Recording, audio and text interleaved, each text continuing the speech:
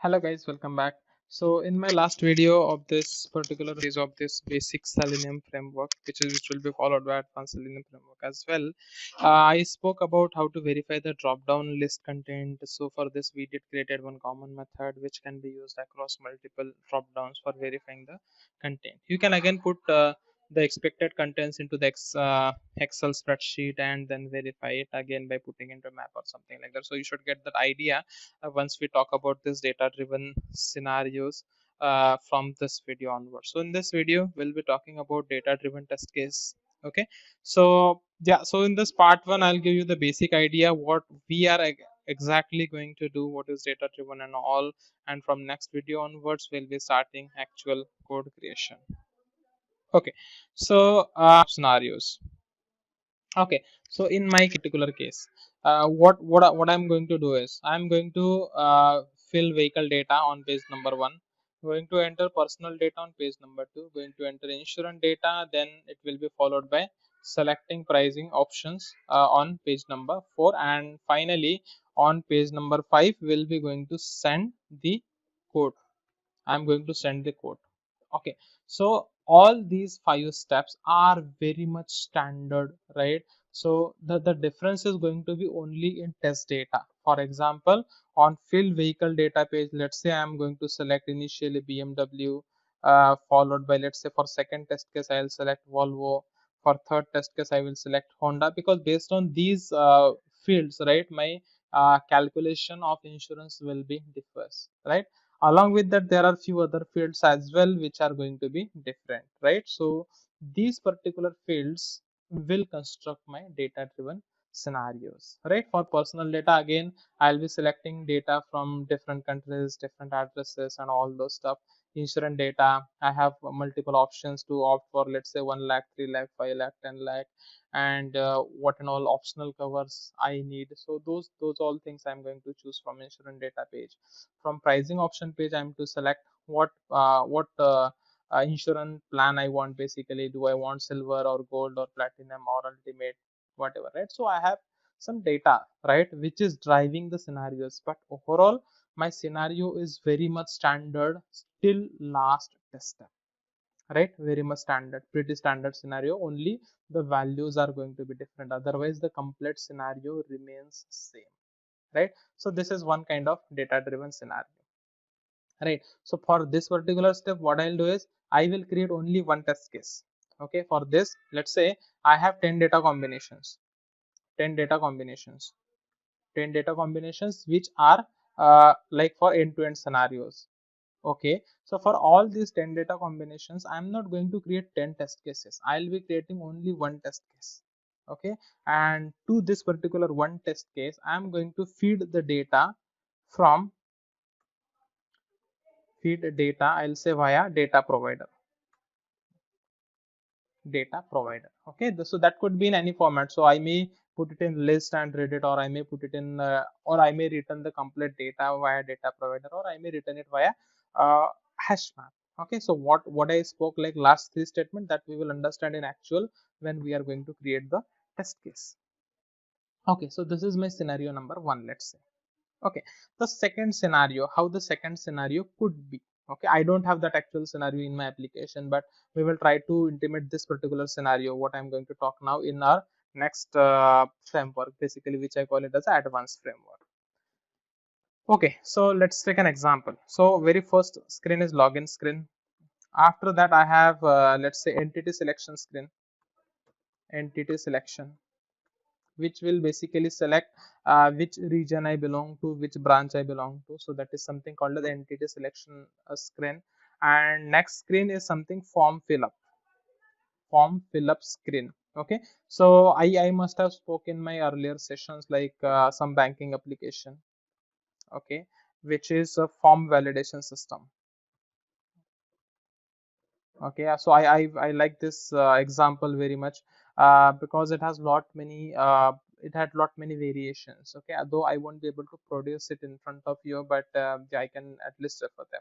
So logins in I'll have login, I'll do entity selection, then I'll do form fill up. So under form fill up I'll be having multiple forms, right? So I said like, okay, in banking I have WNN form, I have w8 form. Under w8 form I have w8, let's say w8 ben. I have w8 imy, and lot many forms. Okay, lot many combinations are there. I will fill out data in each and every form. Okay, once the data is filled, then there is some questionnaire, okay, where I need to check some questions, or I'll call it as a declarations. Okay, but that is again very much common for each and every form, each and every test case. Okay, and finally I will do result validation. Okay, finally I'll do result validation. So this will give me some result on my final page, where I'm going to verify, let's say, a few things. For example, some status, VETCA status, IGA status, expiration date, rejection reasons. Okay, could be any. Okay, you need not to correlate that, but some rejection, some fields I'm going to validate. Again, till this particular point, almost all of my test cases are remains same. Okay, but after this particular point, okay, after this particular point, I have 10 test cases. Let's say out of, let's say, for all these application I have 100 test cases. Out of that, my 10 test cases are going to some different page. Let's say after this result validation, it is going to, let's say, page 1. I don't want to list out all the pages, but it is going to page 1 and doing some validations which are again differs in each and every test case. Okay, for remaining 10 test cases, for remaining 10 test cases, let's say it is going to first page 1, page 1. After that, after filling some data on page 1, it is going to page 2 for again for doing some validations.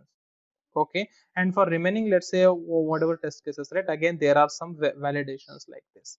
So the point to tell here is, like, my 90%, or I'll say 80% of the test case is remains same for each and every scenario.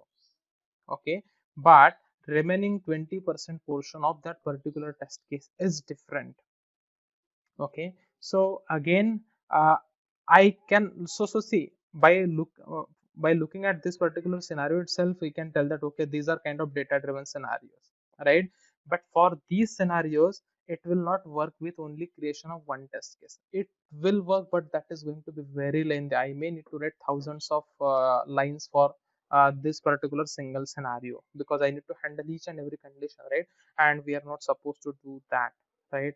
Our test cases should be very much decoupled from each other, right? So what I will do is, for these 100 test cases, let's say these are 100 test cases, right? So for 100 test cases, I'll have 100 datas, right? So for these 100 datas, I am going to create 100 test cases. Okay, and to these 100 test cases, I am going to read the data from Excel,